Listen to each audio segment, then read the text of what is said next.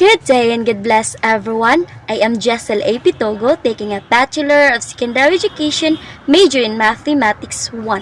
So for today's video, I am going to continue the report of Mr. Hamdan Ismail Saumay. So it is all about the ASEAN regionalism. Okay, so my report is part of the integration of Asian region. So which are first the gist, aims and purpose of ASEAN and as well as the objectives that are clearly manifested in three pillars. Okay, so let us first discuss the gist, aims and purpose of ASEAN. So the ASEAN or Southeast Asian nations was established on August 8, 1967 in Bangkok, Thailand. So up to date, there are 10 member states of which the Philippines is one of its founding members. So the gist of aims and purposes of ASEAN is first to accelerate the economic growth. Okay, so ang purpose nila o ang purpose sa ASEAN ani is patasan nila or ilang patasan ang ilahang economic growth. Then second is to promote on matters of socio-cultural interest. And the last one is to maintain a regional peace and prosperity, of course. So ang purpose po ani nila is ang ilahang i-maintain ang ilang kalinaw as well as ang ilahang kalambuan sa ASEAN. Okay, so in 2007, these objectives are clearly manifested in its three pillars. So there are three pillars of ASEAN. Okay, so first is ASEAN Political Security Community, second, ASEAN Economic Community, and the last one, ASEAN Sociocultural Community. So mo ni ang forma sa pillars sa ASEAN. So tulo kahaligi nga which is importante kaayo siya sa ASEAN. So, kung naay isa ani nga mawala or naay isa ani nga maguba, so it means huyang ang ASEAN. Kung baga, dili ka siya katarong og tindog kung kulang ang foundation ani. So, pananglitan mawala ang ASEAN Economic Community. So, kung mawala ang ASEAN Economic Community, so it means that naadyo'y kulang ang ASEAN nga which is dili katarog tindog kini nga grupo. Okay, so unsa man ni sila nga mga ASEAN? Okay, so ASEAN Community Pillar. So ASEAN Political Security Community or APSC. So ang iyang kuno is to enhance rules and good governance for ASEAN. So mauna iyang purpose. And then ang kaning AEC or the ASEAN Economic Community, ang iyang purpose is to enhance integration and competitiveness of ASEAN. So, ang kaning last one, so the ASCC or ASEAN Sociocultural Community is to enhance the well-being and livelihood of ASEAN peoples. So, ang kaning tulo is na sila tagsa-tagsa nga purpose sa ASEAN community. So, very important juni kining tulo ka pillars sa ASEAN community. So, na sila coordinating councils. So, sa ASEAN Political Security Community or APSC, so ang iyahang coordinating council is ang Department of Foreign Affairs or kung baga ang DFA. Then ang sa ASEAN Economic Community, ang iyahang coordinating council is the Department of Trade and Industry or the DTI. Dayon ang last one, ang Sociocultural Community Asian Socio-Cultural Community, ang iyahang coordinating councils is ang Department of Social Welfare and Development. So, ang DSWD. So, Narrowing the Development Gap Initiative for ASEAN Integration, or IAI. Okay, so those are the three pillars of the ASEAN community. Okay, so na sila'y aims. So, ang ASEAN Political Security Community, so, ang aims niya is to ensure that countries in the region live at peace with one another and with the world in just, democratic, and harmonious environment. So, ang iyahang aims ani is kanang i-ensure nila ang ang kalinaw sa usa ka region, or to ensure that the countries in region live at peace. So mauna ang aims sa ASEAN Political Security Community. Okay, so ang ikaduha, so ang aim niya ang ASEAN Socio-Cultural Community. So its aim is to contribute to realizing an ASEAN community that is people-oriented and socially responsible, with a view to achieving enduring solidarity and unity among the peoples and member state of ASEAN. So ang last, so the ASEAN Economic Community, so ang iyahang aim is single market and production base. Next is a highly competitive economic region. Next is a region or equitable economic development, and the last one is the region fully integrated into the global economy. So, about siya sa mga economic, syempre, ASEAN Economic Community, from its name, economic, so nag-base siya tanan sa economic, or ang kalambuan sa economic. Okay, so those are the aims of the ASEAN community pillars. Okay, so let's proceed to the three factors that drives economic integration of the ASEAN. So there are three factors that drive economic integration of the ASEAN. So first is the market-led, second the institution-led, and third is the private-led.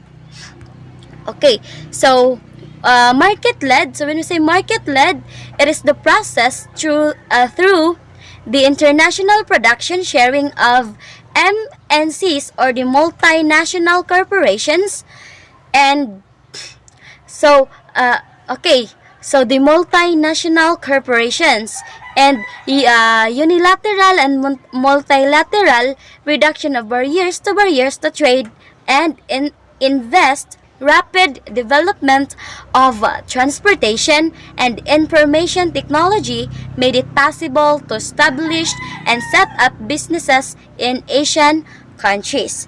So, the TNCs, or the NMCs, geared their businesses to developing countries where labor-intensive segment of production chain is located and wages are low.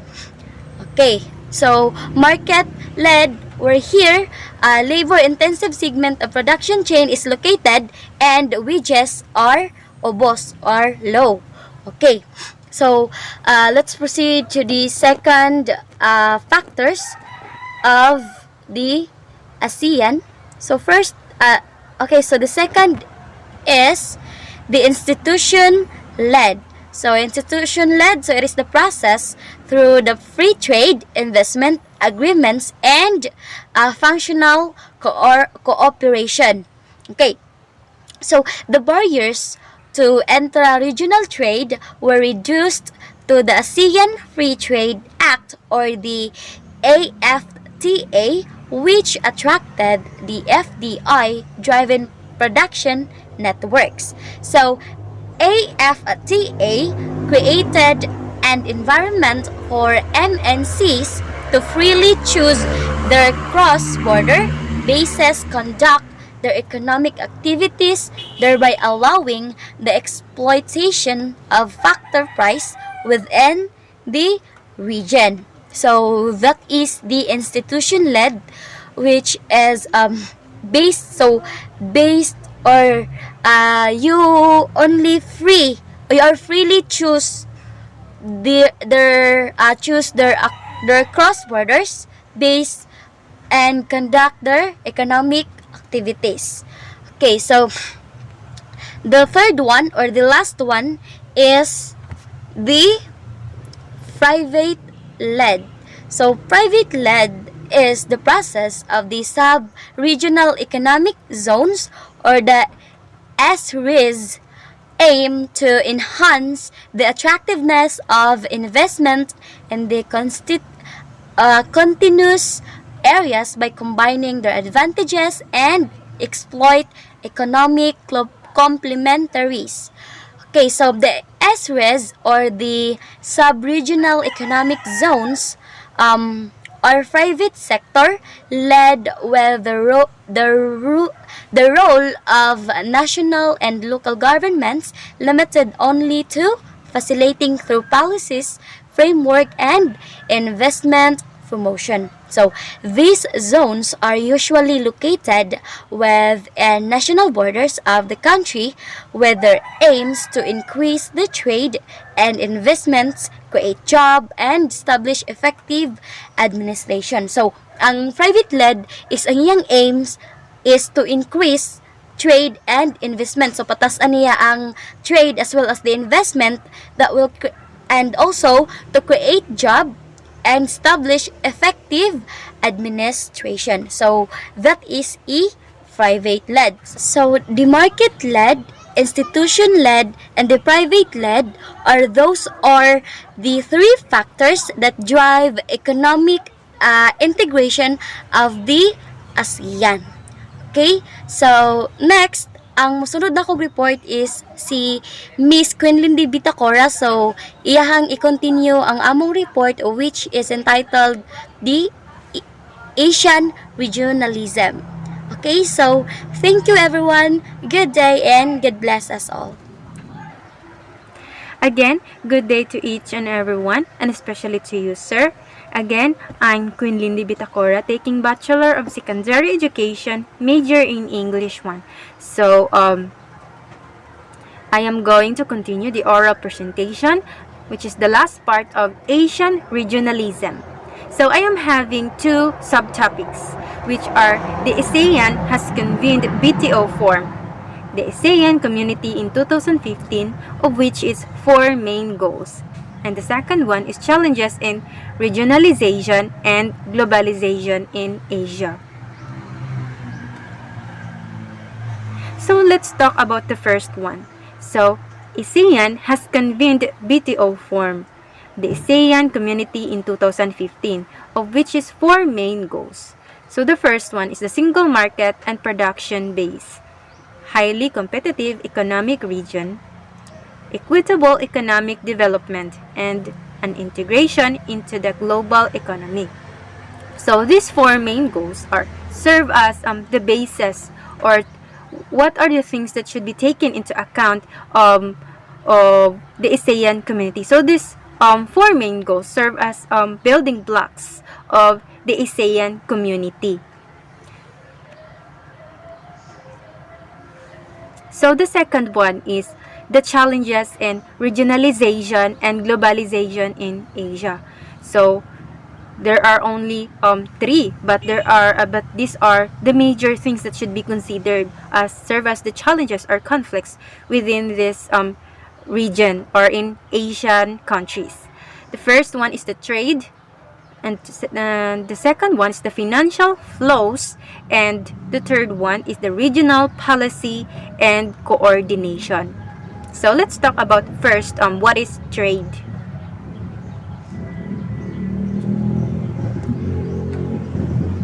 So trade. So when we say trade, it is the exchanging or the export and imports of goods or products in country to country.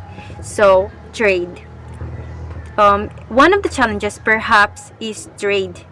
So, the openness of Asian economy encourage competitiveness and transfer of technology. Other countries should open their economies to enjoy the benefit of trade liberalization, while those already benefited must ensure that the openness is extended to new frontiers. It is important to increase transparency and free flow of information on which the service and financial sectors depend.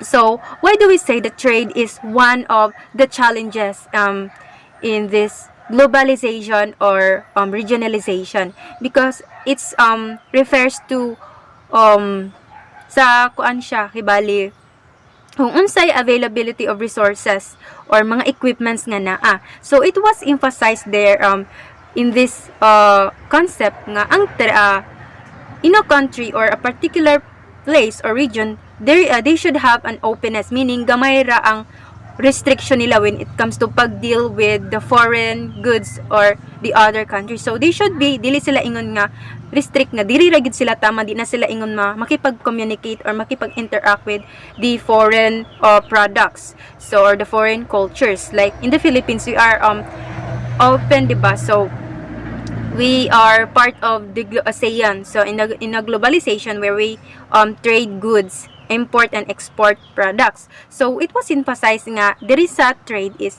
a particular place or a country na dapat they should have a transparency, which means nga dapat available ang ilang resources such as telecommunication or communication technology, information technology, and transportation such as airplanes or kining mga cruise ships or unsa pa nga barko, which are serve as a pathway para sa export and imports of products. So there are one of the important factors para sa trading. So if kulang ang mga gamit or equipment, so there are possibility nga daghang lackings to be involved in trading or in globalization, and mo po na also sa region of a region or in a particular place or in any place in Asian countries. So, in order for a particular place or for example, ang region nga ma-productive siya in order to be imparted in a globalization of exporting and importing products, that's mo naman jud na ang trading or globalization is all about. A place should have those assets such as availability of the resources, especially in telecommunications, information system, power source, transportation, and among others. Those convergence of such technologies are very essential for in order to be productive and to be compatible in a global trade liberalization. So the next one. So the next one is the financial flaws. So sa nga pamaagi makaingon ta nga part siya sa challenges in globalization and regionalization. So stable macroeconomic policies will give confidence to financial markets and attract private savings in the domestic level and regional cooperation. Transparent and predictable regulatory policies and reliable legal framework are essential ingredients in creating a favorable investment climate. But then, the increasing pace of financial innovation and integration pose a problem. So, in regulating and supervising the banking business in Asian countries, so there should be a well-strengthened policies in dealing with the banking systems. So, the last one is the regional policy coordination. So, there is an coordination between these regions or it could be countries in making policy or decisions. So, each country has an increasing stake in the sound policies of the others, with countries become more integrated. Countries within the region play a constructive role in encouraging each other in maintaining sound policies. So on the talk given by the Secretary General of the Association of the Southeast Asian Nations, Rodolfo C. Severino, at the symposium of AFTA and beyond, on May 30, 2002, he said that regional integration is the only way to generate sufficient economic activity, improve efficiency, heighten competition, attract investments, and thus create jobs. So there are these great challenges or problems, especially when it comes to financial flows or trading, or when it comes to policy coordination. So that's why nga nabuo ang ASEAN group in order to make those what are those possible decisions that should be taken account, or policy nga naaani nga country, nga naaani or wala ani nga country. So they are going to discuss it and integrate it in order to realize situations that unsa pa day angay nga mabuhat in a particular country para mas ma-productive siya, para ma-lessen ang mga conflicts within the country, or ma-eliminate ang mga unexpected or mga unexpected nga dili ka aya-aya sa mao nga business or banking system in any country in Asia. So he said further that Southeast Asian countries should integrate to be competitive in global economy to counteract forces of globalization. So the massive agriculture subsidies in the European Union, Japan, and United States, agricultural protection in the guise of quarantine regulations. So the abuse of anti-dumping, imposition of prohibited costs, and litigation to developing countries among the policies that strengthen the value of protectionism among the Asian countries. So there should be a restriction of every country or region when it comes to dealing with the other foreign country. So meaning ang particular place, especially ang country, dapat ilahang igamay ang restrictions when it comes to dealing with the so because they have to interact with the other country in order to learn from them, in order to get information from them na we could integrate in our country to make a better living on how we deal with such things. So i-emphasize din nga an integration, meaning ang pagkahiusa di ay in interacting with the other country is siya essential siya para we're able to compete. We're also to make on how we are going to do with our country para mas ma-productive siya. So here it was emphasized ani nga kaning concept or idea na integration among the countries are essential.